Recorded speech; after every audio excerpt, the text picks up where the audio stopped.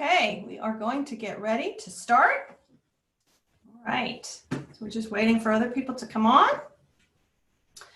I want to welcome you. I'm Lee Erickson from the Happy Valley LaunchBox. I am going to be hosting this session. This is our fall speaker series about breaking in, and we're going to have a series of speakers on different topics of breaking in new mindsets, breaking in new business models, breaking in new habits. Quick reminder that we are recording these sessions and we'll be posting them to our YouTube channel. There will be time at the end to answer questions. Again, you have a Q&A button at the bottom of your Zoom screen. Go ahead and you can stick those in at any time. So we're excited to kick off our series. I'm waiting for Nishika to, I'm not seeing her. There she is. Hi. Good to see me. Hi. We're really excited to kick it off. We have with us Nishika de Rosario. She's going to share with us her top 5 recommendations to help founders break in an entrepreneurial mindset. She is currently the CEO and founder of Experiential Insight, where she's built a group coaching platform that's really designed to help organizations drive executive thinking and behaviors at all levels across their organization. And throughout her career, she's worked with some very successful companies, little bragging rights, such as Apple and Levi and Salesforce and Chevron. Welcome, Nishika. Thank you. Happy to be here, Lee. So before we start the top 5, help us kind of understand this concept of an entrepreneurial mindset and why you believe it to be so important. Yeah, great question. So, gosh, being an entrepreneur is so tough. There are so many challenges along the way. And so really kind of honing in on that mindset is such a large part of your success journey. You've got to, have the focus, you've got to have the resilience, you've got to have the ability to sort of, keep going when, 9 out of 10 people are saying no to you, right? And so being able to kind of hone in on that mindset, master it, is such a large part of your success. And if you talk to most entrepreneurs, they'll tell you that, more than anything, mindset, even more than product in many ways, that's what's going to kind of get you through all the ups and the downs and the long journey ahead, Lee. So, yeah. So how long have you had Experiential Insight, your company? So we were founded in 2016. Okay. So it's been now 4 years. And prior to that, I was an entrepreneur as well. And I had a clothing brand, something completely different to EI. Right. Yeah. Very cool. Okay. So you've seen it and we've all seen that. And I think that's a very good point. One of the things that I say, especially to newer or younger founders who haven't done the startup thing, is it's a little bit like a roller coaster, right? There's highs and there's lows and it's exciting and it's terrifying. And so I think these recommendations today will help us move through that up and down. So let's get started with your first recommendation. So your first recommendation was hack a success mindset. So how would you describe a success mindset and what are some examples of that? Yeah, so I would say that so much of what you achieve in entrepreneurship or being an entrepreneur is all about your mindset. Mm-hmm. When people start businesses, someone might say something like, oh, I'm going to start it. Let's see what happens. Well, if you say that, you've given yourself a 50% chance of success. Mm-hmm. If you say, I might fail, I don't know, well, then you're going to fail. Right? Like owning success and owning a mindset around success is what is absolutely critical for an entrepreneur. You can't have one foot in, one foot out. You can't sort of play it out, and sometimes we do that at the beginning. Like I did at the beginning too, which is kept the corporate job, tried out this, and then I knew at the right time I'll step all into it. And I did, but I think that having that mindset around kind of, what does success look like? What do I want to achieve, right? Like that is a large part of where you're going to go and where you're going to end up. And I don't know if any of you follow Tony Robbins out there, but Tony Robbins has been someone I've literally followed since I was 16, I want to say.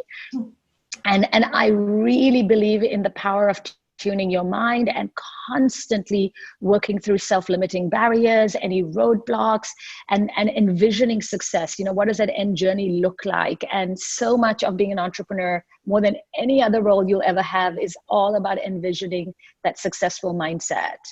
Right. That's really interesting. And I think that, sometimes when we say what is success, right, we don't necessarily know how to define it, right? So success is, well, I'm successful. Okay, well, what does that mean? So what are some of the things that early stage founders can do to start moving into that mindset, and what are some examples of quantify, I don't know if they're quantifiable in terms of success metrics, like what do you mean in terms of where should I be in terms of defining what success means to me?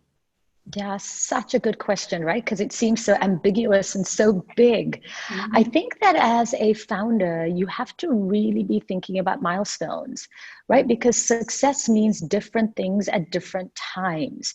If you've just invented a product or come up with an idea, or you're trialing something you've already done, but in a different way, success might be, can I get a customer? Like, is one person going to use my product? Maybe it's paid, maybe it's unpaid, right? But is one person going to use my product?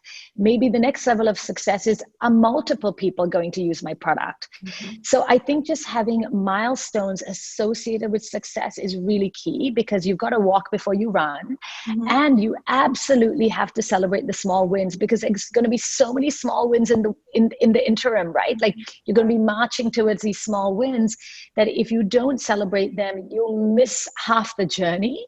So you've got to keep having those milestones around kind of those small wins and those small successes. And ultimately, you're going to have a big story around success, right? And know what that is as well. So you're marching in the right direction, celebrating those small wins towards that larger success story that you've got, top of mind for you. Right.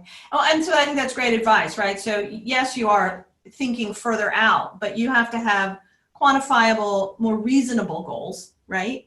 Because it shows that you're making progress, but it also means you've thought about what are the stepping stones to get to the bigger goal. That's okay? Right. Excellent. Okay, so let's move on to number 2. Number 2 is build a legacy. So I was really intrigued by this.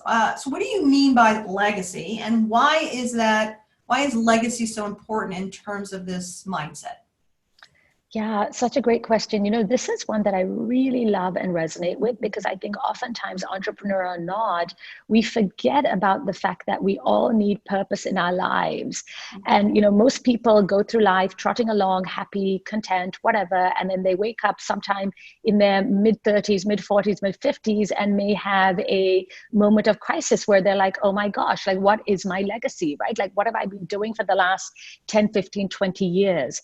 And I think as an entrepreneur, you get a chance to do that at the very beginning, which is to ask yourself, what do I want to do and who do I want to be?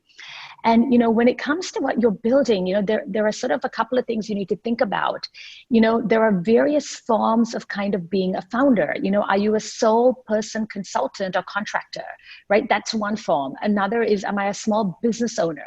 And then the third one is, am I an industry leader? The last being, am I shaking up things, really going where no man has been before, which means I'm also going to get a lot more pushback, right? It's going to be harder to prove my idea, but I'm really kind of redefining an industry.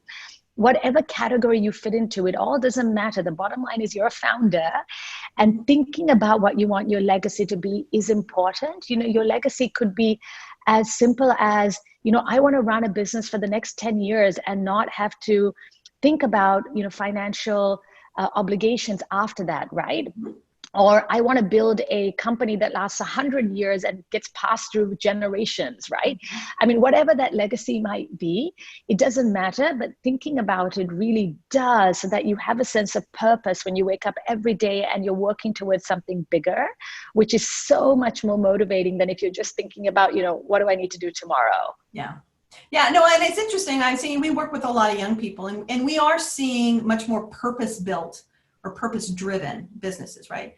But what I also think I hear you saying is there are personal success goals, right? Things you want to do. And then there may also be more outward success goals, right? And that the measure of success is what you think it is. And this is what we say. There's a lot of myths around entrepreneurship, and I think you're a myth buster. That's a hard thing to say. Like we try to do, right? And I think we're going to talk about some of those things later on. But this idea of being purposeful about what you're trying to get out of it, right? And I'm guessing as a founder, the more purposeful and kind of um, that infrastructure that you feel is so important in terms of that purpose is also the way to motivate your employees and keep them on the same page.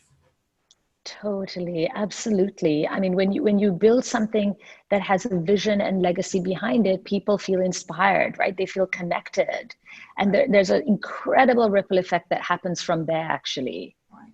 Excellent. Okay, so let's move to number 3. So number 3 is build founder respect. So we're kind of getting into that, right? So those of us who've been entrepreneurs know you don't just get respect because you're the founder. Sometimes you do a little bit, but that honeymoon period kind of wanes after a while, right? So how would you recommend going about generating respect, and how do I know if I have it, if I'm a founder?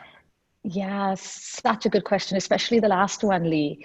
So in business, when you're the owner, there are 2 things that matter most to you. One is hiring people and retaining them, right? And 2 is gaining customers, right? Because you have no business if you have no customers.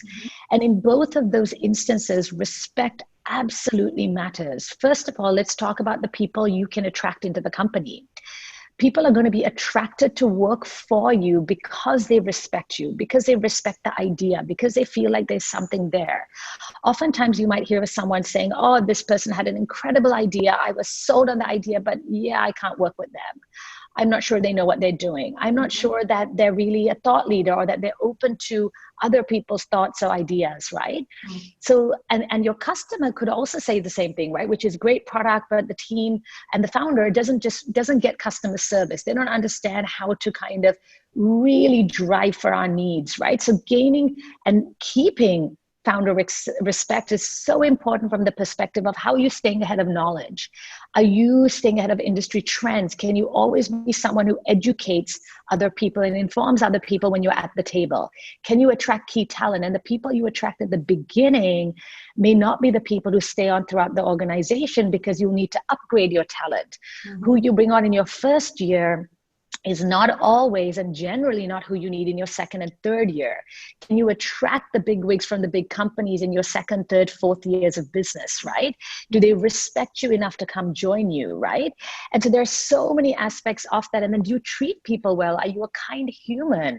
Do you put the human aspect before the business aspect, right? So there are so many nuances to how you build founder respect and how you maintain it. And then how do you show up when things go awry or, things hit the fan, because they will 100 times over and over. Yeah. So how do you show up? Do you still have grace and clarity? And, do you show up in a respectable way, right? In order to gain respect, you have to give respect as well, right? So there are so many things around that where your demeanor, how you come to the table, how you show up as an entrepreneur matters every single day. Can you give maybe an example of that in context of how a founder could demonstrate that they're showing up and that they are I mean, we all know we all should be respectful, right? But I'm looking for some kind of nuance or some example or something that you've seen in action where you thought, that just embodies what I'm talking about. Yeah, I mean, I'll happily share about myself. Right now, we're at a stage in the business where we are attracting a different kind of talent. And I'm attracting people who would have been my boss or my boss's boss. And it's a very different place to be, right? And so as we keep growing the business, that's going to happen even more. I'm going to want to have the people I reported into coming to EI because they are some of the best people in the world, right? To kind of do the things we need to do at EI. And so why would somebody want to work for, somebody they manage right down the road? Right. And the only reason they would want to work for me potentially is because, we have a great relationship. They respect me. They know I come to the table with a certain level of knowledge. They know that, I'm not just sort of blowing smoke, but I'm actually doing what I say I'm doing, etc. Right? So I have to always keep top of mind, like, how can I attract the best people in the industry who are way more experienced than me, who are way smarter than me, and who are amazing? And why would they want to come work for me, right? And so that is what founder respect is about, right? How can you attract those people? And so I think about this all the time in terms of how do I stay A game? How do I keep ahead of trends? How do I maintain my brand? How do I keep my my respect in all my circles, right? And be a kind human being who motivates others, helps them grow, and helps them achieve their dreams in the context of EI. Right. And it brings up to me, don't ever burn a bridge, because at some point you may need to burn. Yes. Never. Okay. That's So, right. yes. Number 4, believe in what you are selling. Okay. So we all know passion, and you've talked about how you have to have your true north. So how is passion for what you do similar or different than believing in what you're selling? Yeah, so believing in what you're selling means that if you genuinely won't buy the product you're selling yourself, Mhm. nobody else will. They might at the beginning, but very soon they'll stop buying it and they won't refer you on to other people, right? And referrals are the best source of growing a business, right? Because that's kind of marketing behind the scenes working simply because you treated your customer well, you gave them what you said you were going to give them, and you delivered an amazing experience above and beyond. So I really believe that people who do well in business believe in what they're selling. They don't have to look for passion. They already have it because they really believe they're solving something critical, right? Believing what you're selling should come from, you knowing that you're solving something critical, and also really determining product market fit, right? So you can't just believe in isolation of what the market is telling you. You also need to get out there and figure out, yes, I believe in it, but can others also see what the gap is? Like, will they use it? If I gave it to them for free, will they use it, right? Will they then buy it, right? And so that belief piece is such a large part. And oftentimes I am not a salesperson at all. And in fact, I actually think I suck at sales. But so many times people tell me, you're such an incredible salesperson. And I'm like, really? And the reason I think it comes across that way is because I absolutely believe in what we're selling at EI. It's a pain point. I've experienced it and I know it's real. And I feel so passionate about it. And I feel good selling it because I know it's actually a solution that makes people's lives better, makes organizations better, makes society better. So that's a large part of, I think, being an entrepreneur. If you can find that hybrid of believing in it, feeling passionate about it, everything becomes easier, believe me. Right. And then all your choices are focused on making it better for the customer, which ultimately results in a better product. So our last one, wow, this time's gone fast, is break the statistics. And I think this is a great one to end on. So can you share with us what type of statistics you're talking about and why this is important in this mindset?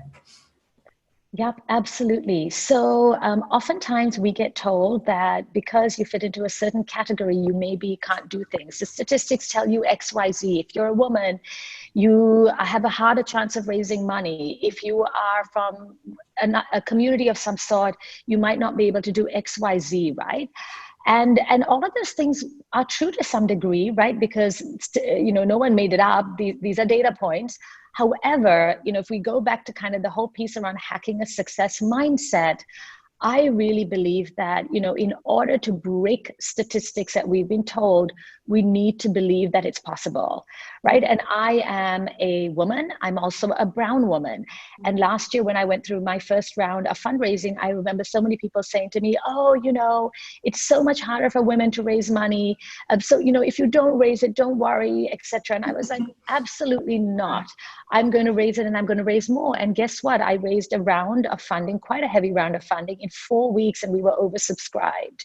I mean, it took so much work. I slept probably 3 to 4 hours for a month, over every night for a month. But the point is, anything is possible. So don't put yourself into the category of being a statistic. Look to break those statistics, remove the self-limiting beliefs that you have, right? And really charge forward, knowing that you can if you believe you can. And if you believe you can, well, it's really simple. You can. Mm-hmm. Very cool. All right. So for those of you that are joining us, if you want to add questions to the Q&A, we can have some time to answer those right now. But I have a couple questions while people are thinking about what they want to add. So we know that, sometimes starting out, and you've mentioned this, can be a little scary, right? We have this myth that entrepreneurs are always these very gregarious, outgoing, visionary people, right? Sometimes, but not always, right? And so what are some suggestions that you might give entrepreneurs that are just thinking about this journey in terms of where they start or what resources they should look for, or kind of what are some of the early things that they can do to start to build that confidence and build that positive mindset? Yeah, great question. So entrepreneurship isn't a scary journey. It's really about you feeling like this is the right place for you to be, right? I think sometimes people wake up and say, I want to be an entrepreneur, and ask yourself why. Right? Is that because you want to have freedom around not having a boss? Is it because you want to change an industry? Like, what is that, right? And again, there are various types of being a founder. So I think that a large part of thinking about the journey, if you're not sure, is asking yourself, are you ready to dedicate your heart, mind, and soul to it? I mean, when you're an entrepreneur, you cannot switch off at all. Last year, I was literally in 16 countries because we have been a digital organization and we work remotely. And the majority of them, actually, I was working in. But the point is, it didn't matter what time zone I was in. I still worked US hours and I still worked nonstop. And the only time I had off was weekends to some degree, and evenings. And sometimes evenings meant after 10 p.m. because I was in Europe or whatever. Yeah. And so being an entrepreneur is not easy. I mean, I had no idea how much work it actually takes. And if I knew, would I have started this? I don't know. But the point is, it's a lot of work, right? And so just knowing what you're getting into is important. And the amazing thing is, when you're passionate, it doesn't matter how much work it takes, right? You kind of feel like you're working on your hobby on the weekends, in the evenings, whatever. And time moves really quickly, right? You're like, oh my God, I used to do that. It's like it's 3 o'clock in the morning because you're in the zone. So you're right. Totally. So then the question is, can you sustain that, right? Over time. So this brings us to a question from Brianna. She said, how did you stay motivated if and when your passion started to fade? So passion can't fade as an entrepreneur. That's the thing. Well, maybe and then when you were like feeling less energized. Burnout? Okay. There it is. Okay, Brianna, now I hear you. So burnout is real. Oh my gosh, it can totally happen. I think just pacing yourself, you've got to realize that this is not a sprint, it's a marathon. You're not in it for 1 year or 2 years. You're probably in it for a good 7 years at least. For most entrepreneurs who are serious about doing something that actually has some footing, you're in it for probably about 7 years at a minimum. So pacing yourself, right? Finding how to balance your life. I mean, even though I work extremely hard, I'm a really balanced person. Like, I paint. I'm also a professional Latin dancer. So I travel around the world dancing. I do a lot of social stuff on a very, very regular basis. I'm always hosting dinners, bringing people together for happy hours. I mean, I find my outlets regardless of whether I'm working 80 or 110 hours a week, which is within my domain of how many hours I usually work. But so I think for you got to figure out, what is that? Is it meditation? Is it exercise? Is it art? Is it people, right? So balancing your life is critical. You can't just stay in the zone and stay there forever. It's great for periods of time, but it doesn't work long term. Yeah, and I think, the way I like to think about it is you balance your day. A lot of people say, I'm going to balance my life. And I'm like, well, you might not get there if it's the first 50 years versus so it sounds like you have balance that you have on a daily or a weekly or a more regular basis. I think that's great advice. So Katie wants to know what originally inspired your idea for EI, and we have just maybe a couple minutes to talk about that. Yeah, great question, Katie. So my background, as Lee had mentioned, was working with, Deloitte, Salesforce, Apple, Cisco, and others. And I was actually in HR and in human capital and an executive coach as well. So EI was literally born out of 2 pain points. One pain point being around how to up-level employees in an organization in a way that actually drove sustained behavioral change. And training doesn't do that. In our view, training is dead for success skills or soft skills. And the second part is like, how do you measure ROI, right? You put someone through a development program, and what does that ROI look like? Are they making better decisions? Are they more strategic? Are they more engaged? And oftentimes people go to training and we have no idea what happened after. They like the material, maybe the classroom facilitator was great, but what happened? Are they more productive, right? Are they better employees? Are they unleashed for their full potential. So EI really solves it in a scalable digital way that's really accessible and around kind of a 360 view to ROI. So born out of a pain point, hence I knew that it was something that would latch on really quickly with Fortune 500 companies and similar. Okay. So Tim wants to know, what was the hardest part of taking the concept of your business from the concept to actually starting it? Oh my gosh, Tim, iterations. It was such a different idea before. Like in 2016, when I started, it was not even close to what it is now. And it went through multiple iterations. So I think the thing that entrepreneurs need to remember is that what you start off with is probably not what's going to be the end product or anywhere close to what you can envision is going to be the end product. You will go through multiple iterations based on realizing nobody wants your product. That's what happened to me in 2016. Everyone was like, this is great, but nobody bought it. And I was like, wait a second, what happened? Yep. So, there are all these iterations you go through. And I think you just have to be patient and you have to know that it's a journey and you are not going to hit the jackpot straight away. It just is impossible, right? So keep focused on listening to what the customer wants, listening to the industry, listening to trends, staying ahead of trends, right? Creating trends. All of that really matters, because if you ask me, 2 years ago, would we have been, would everyone have wanted a digital solution? The answer was no, but we were digital from the very beginning, right? And so we had to educate people on what digital meant. And now everybody wants digital. Right. Well, so it's interesting. And that's a lot, we do a lot about with lean startup kind of philosophy and processes. And that's basically what you're saying. But I think this goes back to the original concept of mindset. You have to be open to the fact that you might be wrong. And that's okay, right? And so I know that a lot of entrepreneurs feel like I'm just supposed to know and I can't change. And if I don't know, then I'm not a good leader. And actually, it's the opposite. It's the ones that are willing to take that data and that iteration and say, I got to change. That's right, Lee. And I would say, that there's one key point, which is leave your ego at the door. Right? As an entrepreneur, if you have an ego, that will be the single biggest thing that prohibits you from moving forward. Have no ego. Be open to feedback. Be open to failure. Okay, this is all part of your journey to become stronger, better, and more successful. Right? And so that is really, really, really key. Yeah. Yeah. So you have been a wonderful guest. Thank you, Nishika, for kicking us off. Any of those that are interested in her company, you can learn more about it at entrepreneurialinsight.com. For those of you who have joined us, we welcome your feedback. If you want to put it in the Q&A before you sign off, that would be great. So thank you, Nishika. We really appreciate your time. Our next speaker is going to be talking about sorry, I have to advance my slide. Breaking in as a student, balancing business, building a business at the same time as pursuing a career. So that will be next Wednesday. You can get all the information on our website. Thank you again for joining us. Thank you, Nishika, for your great advice. And we hope to see you next week.